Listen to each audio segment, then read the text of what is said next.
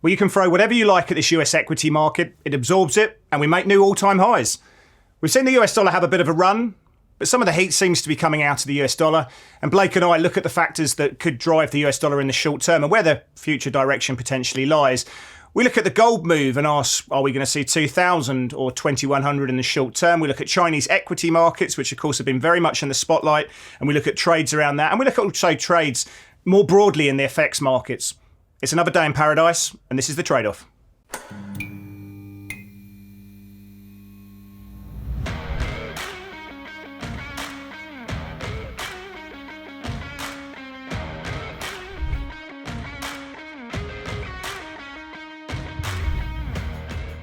Hi, I'm Chris Weston from Pepperstone, and I'm going to be joined in 2 seconds by Blake Morrow from Forex Analytics. And as always, we will be discussing the setups, the news, the flows that we're seeing on our radars, and everything that we dissect to make a probabilistic sense of what's going on in financial markets. Mr. Blake Morrow, come into the program. Well, I think we've seen central bankers push back on imminent rate cuts. The market, or the equity market, seems to absorb it pretty well, as I said in the synopsis there.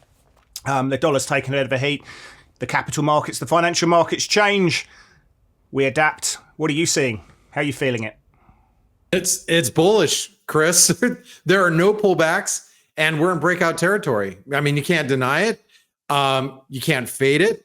It's like you've got the market chasing it. You've got bears turning bullish.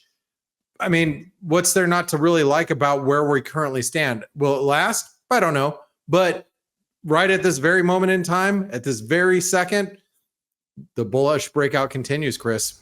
What's there to be said? Yeah, there's nothing much to be said. I mean, it's just one of those things. I think you coined it really, really well recently, where you said it's too strong to chase, or it's too high to chase, but it's too strong to be short. You know, and I think it's just, what do you do? And I think that's people are chasing it and they're going for it. In fact, this is one of the factors that I want to bring up in Topical Thunder. So let's not ruin the surprise. Let's go straight into it. Let's go Topical Thunder.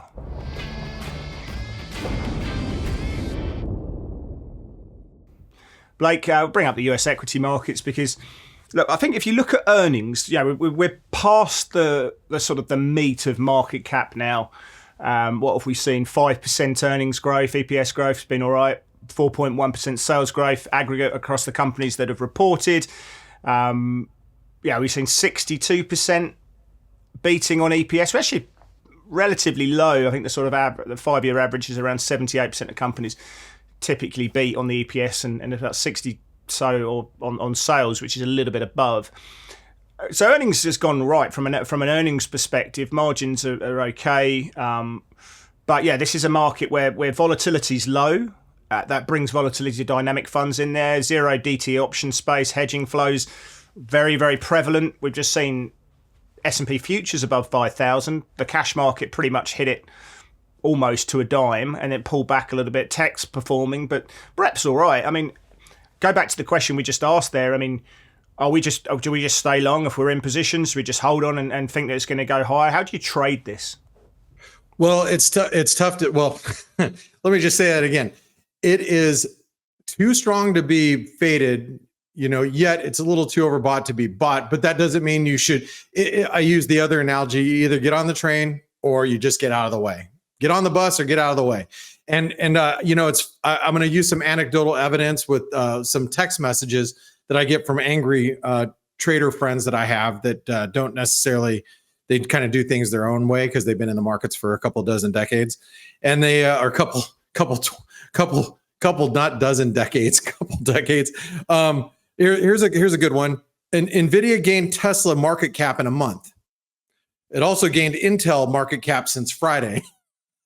Gained Ford Motor Company in valuation since yesterday's lows.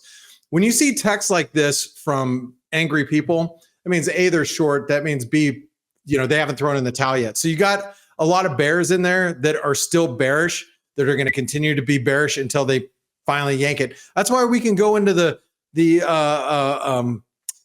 what's the term that I used last week, 2 weeks ago? Looks like we're going into blow off top territory. But you know what's interesting about this equity market rally?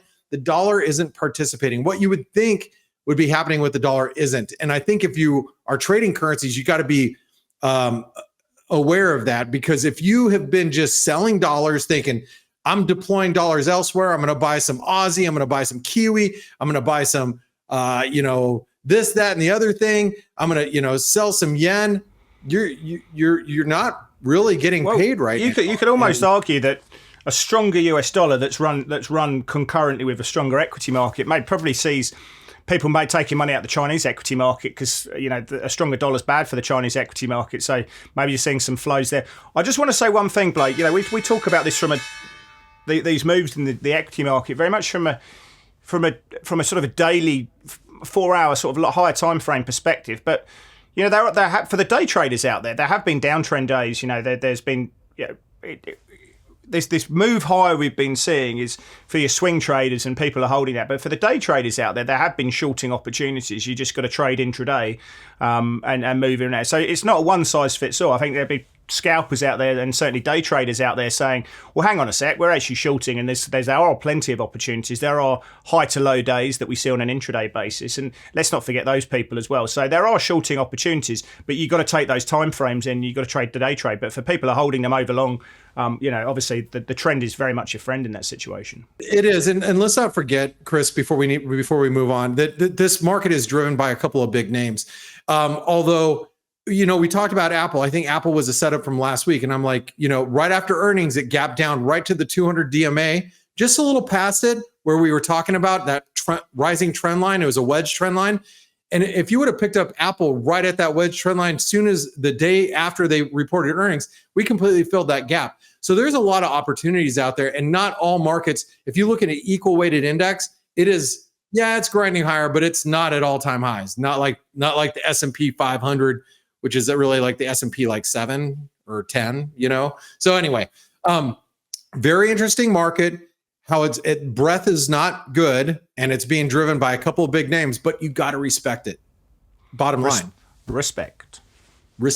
All right, let's move on to the next topic. Let's talk about the FOMC. We came off the FOMC meeting yesterday. Last week, we talked a little bit about it, but the Fed chair, he came out hawkish. He actually even went to the extent to publish an interview on 60 Minutes, which was televised to all the world, but directed at Americans. Really talking about, he's quite hawkish in his messaging. You've got all the Fed governors that we've heard up to this point this week that are kind of running the same tune.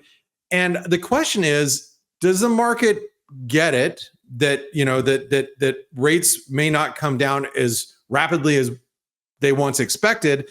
But more importantly, as you pointed out in the intro, do they care? I mean, in your monologue, you were basically saying, hey, we've absorbed it. The market's absorbed it.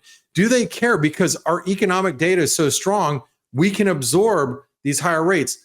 What are your thoughts here on monetary policy? And does it even matter? Let's say we only get a half a percent or 50 basis point cut over the course of 2024. Does the market even give a crap? Well, what do you think? I think the Nirvana situation that keeps equity markets supported on dips, knowing that the Fed put is in the market now, right? We know there's a Fed put. First time in a long time, with inflation coming down, there is a Fed put that protects us.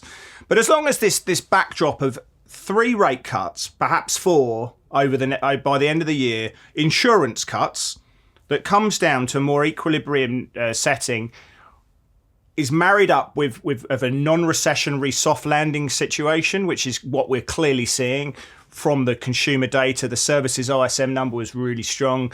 Obviously, payrolls, you can look at consumer confidence numbers, they've been blown. As long as that dynamic is not threatened, rate cuts or insurance cuts with strong services and consumer data, equity markets like. So that's the Nirvana situation. What derails the situation is if we start seeing a recessionary situation come into play, or a significantly cooling labour market, or both of those two. And that's not going to happen overnight. That needs a trend. But at the moment, we've got a Goldilocks background, which is that the market's still saying we're going to get 3, maybe 4 rate cuts this year, and economic data is still really, really strong. And we've got inflation, which is trickling down to target over maybe by the end of this year, if not beginning next year. That is the Goldilocks scenario the market likes, right? And earnings are growing as well. With that being said, Chris, next week, I mean, this week we don't really have much U.S. data that we can hang our hat on. Next week we do have CPI. We got retail sales. Big one. We got some Philly Fed data. So, there's some data that could impact us next week, but that's next week. Yeah. And we're trading today. So, well, just to answer your question, I don't think the markets. I think Jerome Powell did a fantastic job of shutting the door on a March cut, and he wants more confidence of that figure. But the market, if you look at the pricing for May, it's around about 80%. So we've been around 80% implied probability of a cut in the May FOMC meeting. Look, I mean, does it matter if it's May or is it June? I don't think it matters too much. I said last week that I think it was May. Some people are saying it's June. It's going to happen in one of those months. It feels like the probabilistic situation. But he certainly did a pretty good job in anyone who was long rates for the March contract. I mean, obviously, they've had to close their positions pretty quickly, and that's boosted the US dollar to an extent. But we were sitting there going, well, when did the Fed have confidence, as we saw in that last paragraph in the statement? And I think the markets say probably May, maybe June. I think that's your window when we get the cut. Yeah.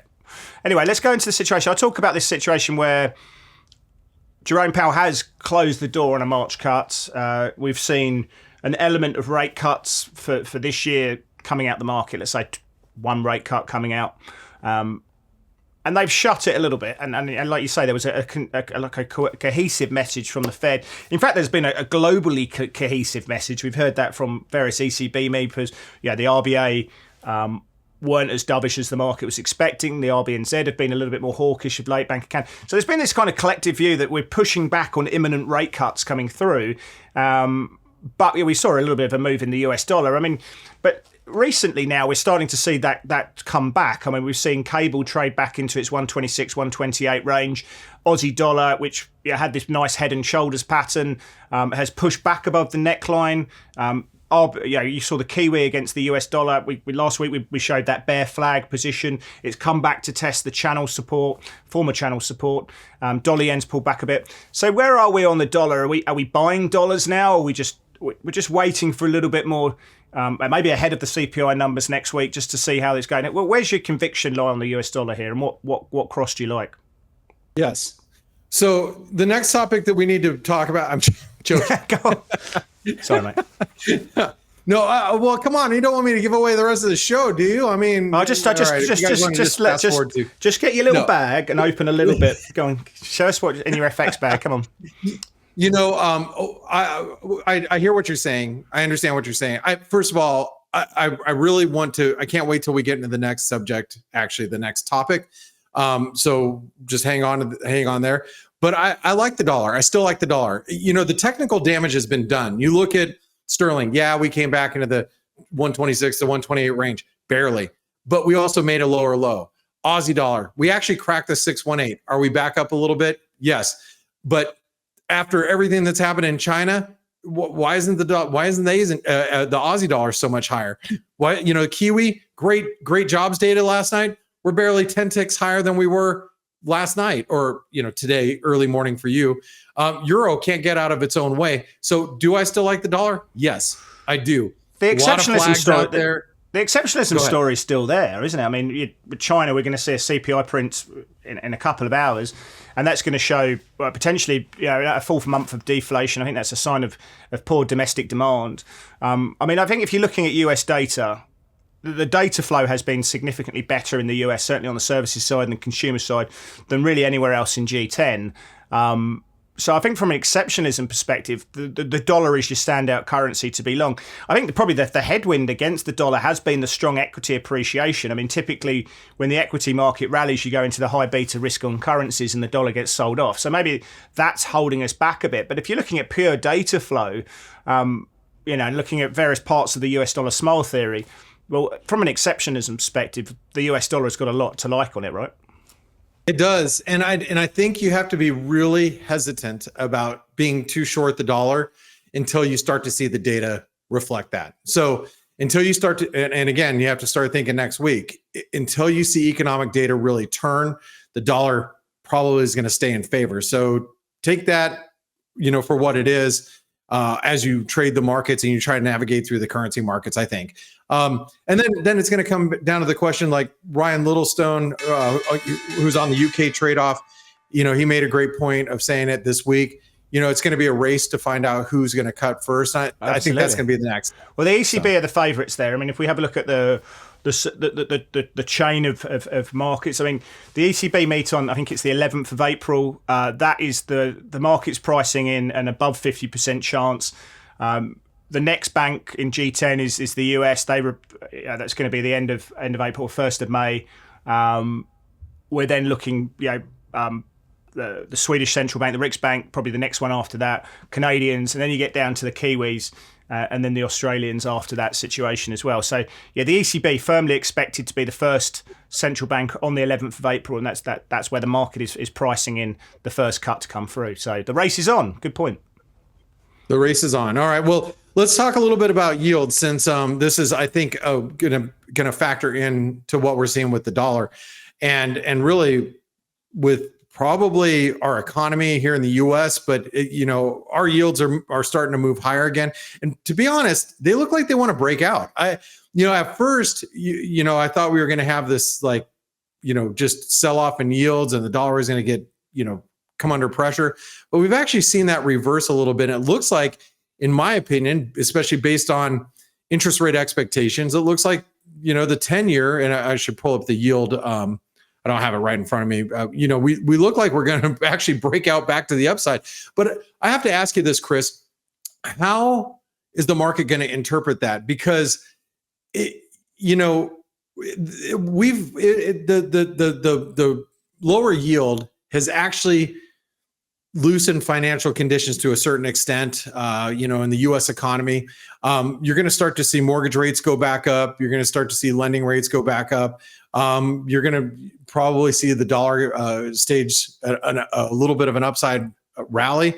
How are we supposed to take this? Because if yields are going up with the economy being strong and data being continuously strong, is that going to be bad for equities, or is it going to be good for equities? Can equities absorb this as well? What are your thoughts about yields, and how's the market going to interpret it?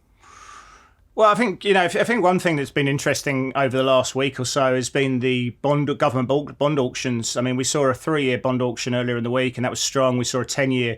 The Treasury Department issued 42 billion of 10-year paper, and it was very strong demand coming through. So at this point, what we can look at is the private sector demand for paper issuance at these kind of levels, and it's been very, very strong.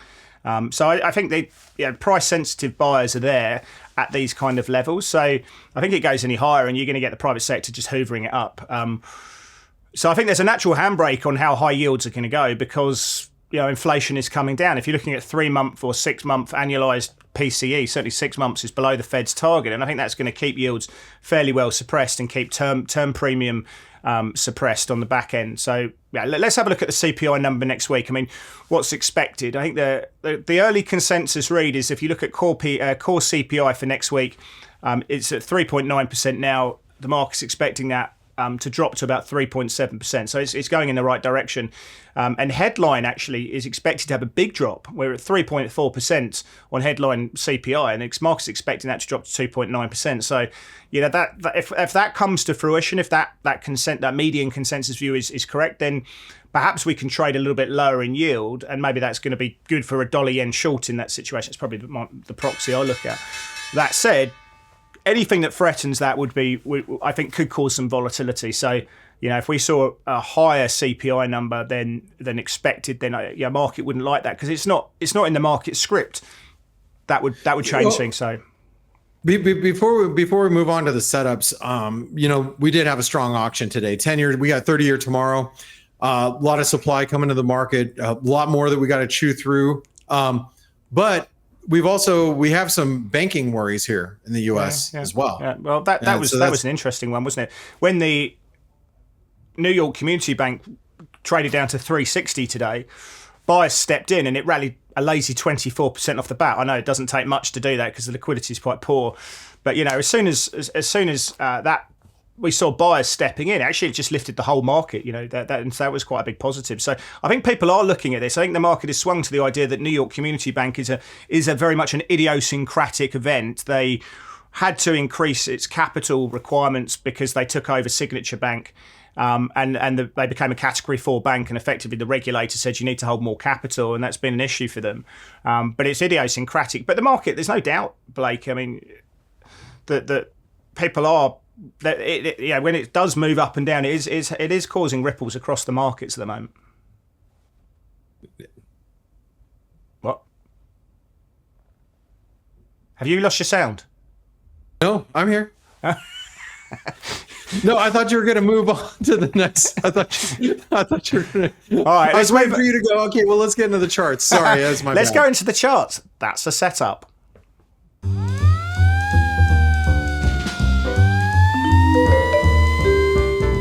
All right, let's go into We gold. screwed that one up. No, it's good. It's good. It's just this is live TV, mate. Live TV. Let's go into gold because we had a viewer question. I'm not sure how you break that up into individual parts, but one of the things that we left out last week was gold, and of course we can't talk about every asset and every market. And I think last week there wasn't really much movement going on in gold, so we were focused on stuff that was moving. But I think this is quite a poignant point because if you look at gold right now, the RSI is mid-range, we've got price trading in a really quite defined range, 2060, 2015 or so. And you're just seeing that sort of quite convicting trade where you're selling strength, you're buying weakness, and you're trading that, and you've got the Bollinger Bands, which are contracting, which shows that that the movement away from the 20 days is coming in, it's compressing. So the question for me, I continue wanting to trade that, and I think that's a high probability trade that you continue to trade that range. But Blake, do we get 2100 or 2000 first? Where are you seeing the probabilistic situation there? Well, based on how I feel about the dollar, I personally think that we're going to see 2000 before 2100. I still believe the 2070 failure at the triple top, that spike up on a Sunday was gave us a false breakout. So I think we trade down towards 2000. I think we go lower, but that doesn't mean I'm short. I've made a point over the last several weeks to just tell everybody, even though I think gold's going down, I'm not in the camp of shorting gold. I think gold's one or two headlines away from being at all-time highs. So therefore, trying to find a strategic place to be on the long side is the way I look at it. But to answer your question, simply put, I think we see 2000 before we see 2021, and you got a triangle that's developing. You got lower highs, higher lows. So that breakout should probably manifest here in the next couple of days. Can I just say one? I just want to say, where we think it doesn't really matter, to be honest, because that's not what trading's about. I personally think we'll be likely to see 2000 before 2100, but I'm not just going to go and sell it and do that. Right now, I continue to trade the range. But what I think is really important here, Blake, last week we saw 10-year real rates moving up to 1.91%. Real rates typically a headwind for gold. We saw the Dixie moving up into the 61.8% retracement of the recent sell-off, and the Dixie was looking pretty strong. The dollar was moving up on a broad basis. But gold's moving sideways. And when you've got these traditional headwinds impacting gold and it doesn't fall, that's going to make you say, So maybe there's central bank buyers, maybe the Chinese are taking money out of the equity market and buying gold. Who knows what the situation is? But it's held up really, really well in the backdrop of these traditional negative forces, and that makes me think that perhaps if we were to see the dollar sell off, you're going to see quite a rip in the gold price. But you've seen pricing out of interest rates, you've seen a stronger dollar, real rates moving up, but gold price is hanging in there very. So if I was long gold, I'd be very, very infused by that situation, that backdrop and dynamic. I can't disagree with you on that. And so that's why I think that you got to just find a strategic level to be on the long side of gold. And I don't know if it's 2000, to be frank, Anyway, let's move over to my first setup, which is going to be the Euro Canadian. The Euro Canadian, I think, is a very interesting currency. First of all, it dropped, and over the last week and a half, it stalled at the 618 Fibonacci retracement of that entire move. You can see it's the entire range of, I'm just pulling up the chart in front of me, from the September 2023 lows to the November 2023 highs. The support basically being at let's just call it 145, the figure. We did 127% extension of that consolidation. You can see how we did that consolidation for literally the end of 2023 to, the end of January of this year. And then we broke down, but we found support again at 145. So I think this Fibonacci confluence offers a good level for very, very, reduced risk, manageable risk longs, but a breakdown should open up the door for, sub 144. So I think you could trade it both directions, but I prefer to be on the long side here. You have any thoughts on the Euro CAD? Well, given that you always tell me off for missing something on my chart, and you left off your 200-day moving average, there's a wedge pattern here, then, and you can see that there. So I think that needs to complete, and then maybe then I'd be looking to buy. But right now, I'd be short. I think I think you're right. Wait for the market to come to you, break down through those Fibonacci levels. Then it's momentum trade and a continuation pattern. So there is a really nice setup in this trade. You've got that wedge that I talked about off the support levels, and maybe you get a counter trend move coming through, but you've got to wait for that to complete, or you get a further downside move. I think the trend is your friend in this situation. I see a higher probability that this goes lower. And of course, that's all we can work in trading. That's what trading is about. It's assessing the probabilities, the skew in risk in direction. And Blake, get your gun out, put it to my head and say which direction I'm saying it goes lower. So I think there's a higher probability of it going lower. But if it does break that wedge pattern, which you've left off the chart, and then I'd be long in that situation. But I favour this lower. And so where do you see the skew there? Are you long? Oh yeah, I actually want to be long back to the 200 DMA and maybe even higher. So I like the way the Canadian is acting more so than the euro. Euro hasn't moved a whole lot. I still think there's some downside, there, but I think the dollar CAD looks particularly strong right now. So good stuff. Anyway, well, I want to bring up the Chinese equity market. And for all our Chinese viewers out there, Xin Nuan Kuai Lu, which means apparently Happy New Year. So Happy New Year to all our Chinese viewers as we go into the Lunar New Year and Chinese New Year on Saturday. So it's obviously something we're looking at very closely. But in terms of the Chinese equity market, obviously they've been getting front page news. They've been getting a lot of attention. Certainly the Hang Seng has. I brought out the CN50, the A50 index. Why? Because it's the closest representation of the mainland markets, the CSI 300, as opposed to the Hong Kong markets, which obviously probably not looking as technically interesting. But I'm not infused by what I'm seeing in China. They're not fixing the underlying issue, which of course is the property space. They're banning short selling, which is always a sign of desperation to me. They're getting funds to buy back ETFs and buy back stock, and they went out and sacked the stock regulator because things aren't working out well. I mean, these are all desperation measures. It has caused a bit of a ripple up to the upside. And technically, I'm interested on your thoughts here, Blake, because we've broken the double bottom neckline, and we just seem to be holding it at the moment and just sort of stalling around that 200-day moving or 100-day moving average. One for the brave, I say. How are you seeing the skew of risk in these Chinese equity markets at the moment? Well, I mean, it's like you throw so much spaghetti against the wall. I guess some of it's going to stick. So, it looks like it wants to rally. I see technically your argument, so I can't really argue with that. I do look, and I tend to focus a lot on the Australian dollar. I tend to focus a lot on copper. And copper, I even tweeted about it today. If you guys follow me on Twitter, it looks bearish. Copper looks bearish. I mean, and it continues to get demolished. So with those headwinds, I would have a hard time pulling the trigger. Actually, I'll tell you, even though I don't trade the Chinese markets, I'm telling you right now, me personally, I wouldn't be able to pull the trigger. It doesn't meet like my criteria. But I can't argue that chart, Chris, and it looks like a little double bottom that has maybe some more upside left. Yeah, well, thing for me, I think the point on copper is really interesting.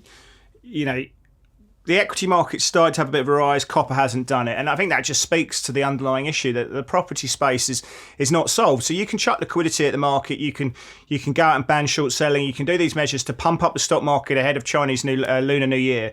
But I don't think it's sustainable. I think it's very fickle, and I think it got a little bit higher. I think people outside of China would be looking to short some of these markets. And the great thing about the CN50 is that it's a very, very strong correlation with the CSI 300. We can't buy the CSI 300 or the futures market there because we can't get our money. I can't get my money into China. But the good thing about the CN50 is it's listed on it trades as a futures market on the Singapore exchange, so we can do what we like there, and we can express a view, and that's how we make a CFD on that. So if we were to get a little bit higher, given that what we're seeing in copper, which basically tells us that the underlying thematics are not there and that this is not solved, I think people will be looking to sell into that. So it's a very fickle market, but the technicals are interesting there. They very much are, and I think you're going to have a lot of your viewers and Pepperstone clients that really appreciate that you just brought up that chart. Well, I'm going to bring up a chart that I'm going to. Could you hear that? Pounding the table. Good one. Well done. I'm pounding the table. I don't know if you guys can hear that, but I have a pretty good microphone. Anyway, Chris, when you said, "Oh, we're back in the range," I hear what you're saying, buddy. I hear it. Yeah. I hear you loud and clear. How do we do this? How do we trade the range? We're back in the range. What's it mean for you? The range is broken, guys. The range is broken. We couldn't even get back past a 50% retracement today. But more importantly, while it trades below its 50 DMA, you can see that arcing turn in that yellow moving average. That's a 50 DMA.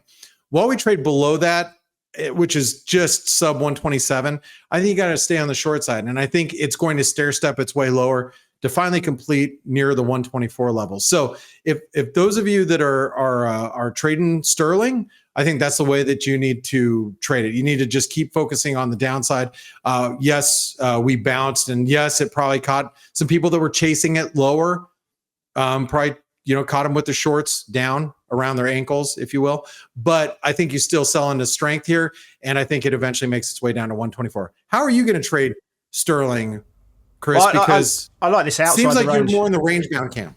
No, not at all. I mean, right now, it's kind of make or break situation. I love that the market's kind of revealed itself. It's pushed back.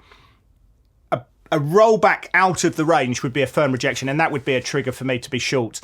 Actually, I've liked some sterling moves. Sterling Swiss has been a good one. We've seen calls of the Swiss National Bank looking to build reserves again, which has seen the Swiss franc underperform. So sterling Swiss has been one to trade from the long side, and Euro Swiss has been also an interesting trade as well. But against the US dollar, of course, there's an element of risk that's involved in sterling dollar.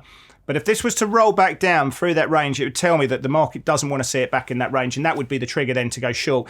The fundamental catalyst, of course, we've got on the dollar side next week, we've got the US CPI numbers, which we've talked about fairly extensively.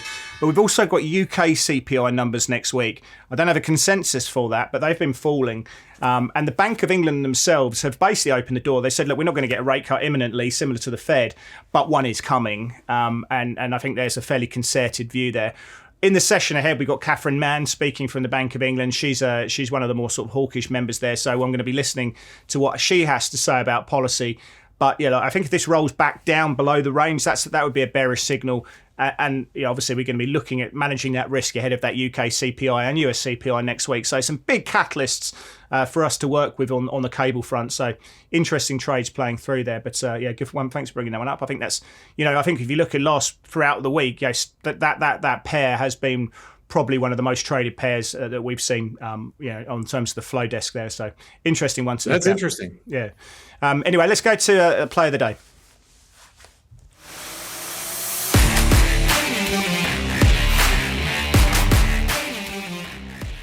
But I'm going to bring up Euro Kiwi, and we've talked about Euro CAD, but Blake sees a higher skew. I want to bring up Euro Kiwi because if you have a look there, we sold off the longer term moving average. We came down into that double bottom. There's been a doji showing that traders are showing a little bit of indecision to push this one lower. But I think this one trades lower now. I think this one trades back into those December lows that we've been seeing around 174. I think that's the levels I'm looking for. So again, it comes down to probabilistic situations. Where do I see the skew of risk? I see the skew of risk lower. So would I be trading short now? Perhaps I'd be trading a very, very small position. If it breaks and kicks lower, I'll be looking to add to those short positions and building as the market goes down. So if I lose small. But I think this one breaks that double bottom. I like it from a fundamental perspective. I think there's policy divergence which is brewing. A better unemployment number in New Zealand. They push back in terms of when they're going to looking to cut rates. The market's now saying that's probably going to be Q3 rather than a sort of early Q2 story now. And I think that brewing central bank divergence is fundamentally good. But I like this from a growth perspective and various factors as well. So I like this one lower. This is my play of the day. I think 174 would be the levels I'm looking for. All right. Well, thanks for bringing that up, Chris. And I have to say this, Michael, if you're listening into this, he mushed my play of the day last week. I was Kiwi dollar.